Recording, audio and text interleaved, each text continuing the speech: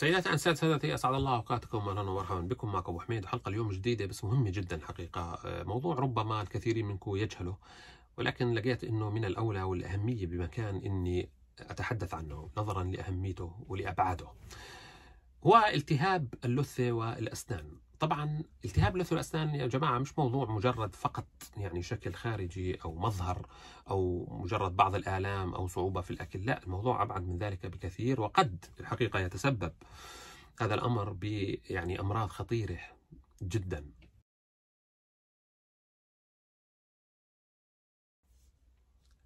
طيب، موضوع التهاب اللثة يا جماعة وتسوس الأسنان، البارادونتيتس الاسم العلمي له، هو موضوع الحقيقة خطير.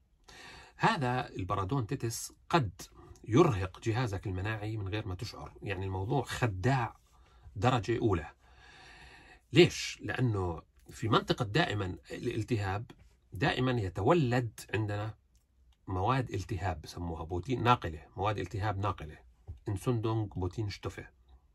اللي بصير الآن إنه الفم يعتبر زي ما بنعرف زي بوابة الجسم، يعني زي بوابة أي دولة، بوابة المنطقة الاستراتيجية للدولة اللي من خلالها بتمر الناس والبضائع. نفس الشيء الفم بالنسبة لجسمك هو بوابة ومعبر كل الأشياء. فالفم لما يلتهب اللثة أو الأسنان بتشكل عنا زي بؤرة انسندونج، التهاب بسموها انسندونج هيردة. هاي البؤرة بتصير تولد زي ما حكينا مواد التهاب بروتين شتوفه ناقلة، موجودة هاي بجسمنا دائما، وين في التهاب في مواد ناقلة للالتهاب، ماشي؟ فبتصير تتشكل عنا، والمشكلة انه لا تشعر فيها في بعض الأحيان. كثير بصير أكثر الناس يعني مصابين بالتهاب لثة وأسنان من غير ما يشعر بأي آلام، وبالتالي بيكون في عنده التهاب بس مش حاسس فيه.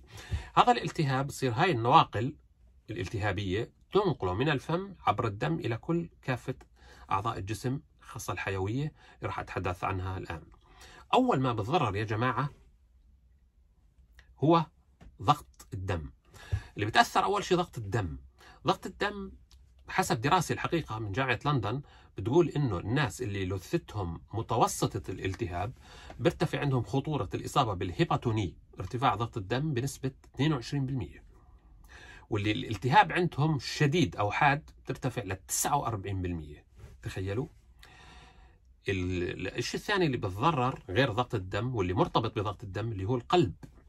القلب اللي بصير إنه بتشكل زي ما قلنا المواد المرسلة هاي الالتهابية بتصير تنتقل من الفم، والقلب قريب جدا من الفم، فبتصير تنتقل إلى الشرايين والأوردة والمنطقة المحيطة بالقلب، فبتصير تسبب طبعا تكلس بهاي الشرايين، وطبعا بتزيد من فرص وخطورة الحقيقة الإصابة بالنوبات القلبية، وبترتفع فعلا بشكل كبير جدا عند الناس ذوي اللثة الملتهبة أكثر من غيرهم.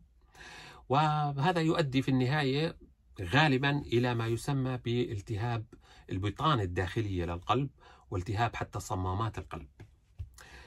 العضو الثالث اللي بتضرر برضه بعد القلب الدماغ بشكل مباشر، لأنه الدماغ برضه الأوعية الدموية المخولة بنقل المواد الغذائية، العناصر الغذائية والأكسجين إلى الدماغ تتضرر برضه من الالتهاب، هذا المواد الالتهابية، ماشي؟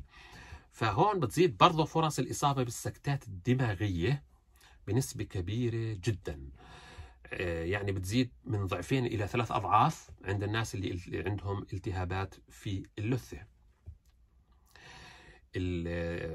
الأمر الخطير الرابع اللي ممكن يرتبط بالتهاب اللثة وهو الكبد. حتى الكبد، يعني الموضوع مش بس مجرد الأعضاء القريبة من الفم، بل حتى تتجاوز حتى تصل إلى الكبد، وقد تتسبب في زيادة الإصابة بسرطان الكبد بنسبة، بقول لك حسب دراسة برضو بريطانية، إنه نسبة الإصابة أو فرص إصابة سرطان الكبد عند الأشخاص ذوي اللثة السيئة أو الملتهبة تزداد حوالي 75% عن الناس الطبيعيين أو ذوي اللثة الطبيعية الصحية. تخيلوا، 75%.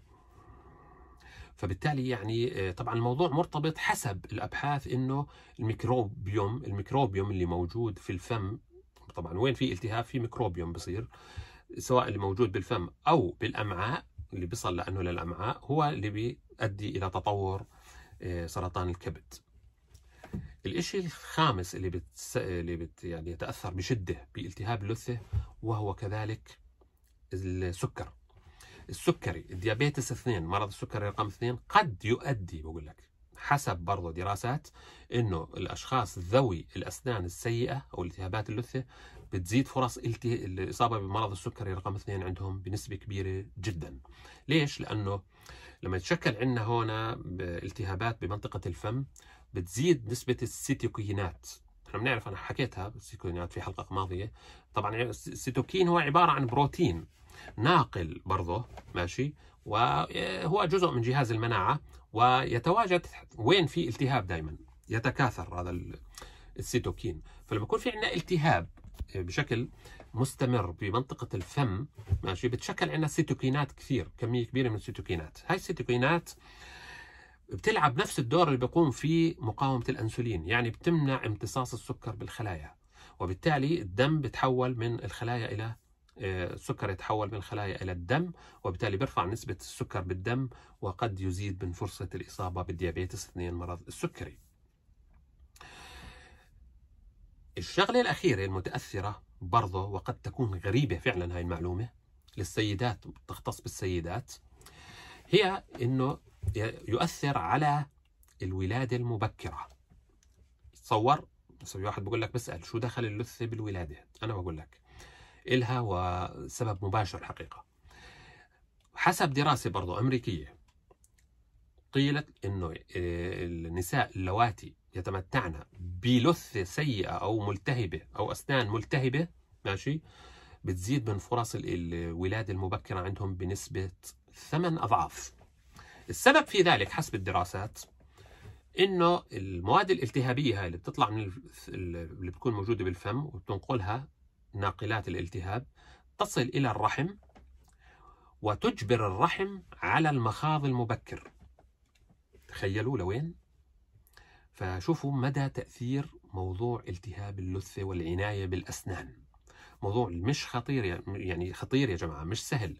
لا تفكروا إنه الموضوع فقط مجرد إنك تنظف أسنانك بس مشان المظهر العام ومشان تبتسم وابتسامتك تطلع حلوة بالصورة. لا يا حبيبي، لا. أو مشان تعرف تاكل، أو مشان الوجع يروح. لا، الموضوع أبعد. مرتين باليوم، نصيحتي لكل الأشخاص اللي بيشوفوني، مرتين باليوم فرش أسنانك، واذهب إلى الطبيب الأسنان بالسنة على الأقل مرة واحدة. ليش؟ حتى لو ما كنتش بحاجة روح، لأنه الفرشاية ما بتنظف مزبوط تماما، خاصة بين الأسنان، يعني إلا يظل بقايا، ماشي، اللي هي بتشكل هاي البكتيريا اللي بتودي الالتهاب. طبعا مشان هيك لازم تروح بالسنة على الأقل مرة عند طبيب الأسنان مشان يعمل لك تنظيف احترافي، بس يعني مرة واحدة بالسنة، وفرش أسنانك مرتين باليوم، خلص بتجنب نفسك كل هالمشاكل هاي وهالأمراض اللي قد تصاب فيها. وانتم شفتوا أمراض كلها خطيرة وخطيرة جدا، بس ببساطة شديدة. بس يعني هذا هو كان موضوع اليوم، التهاب اللثة وتسوس الأسنان. إن شاء الله تكون الحلقة عجبتكم. وكان معكم أبو حميد، شكرا للإصغاء وإلى اللقاء.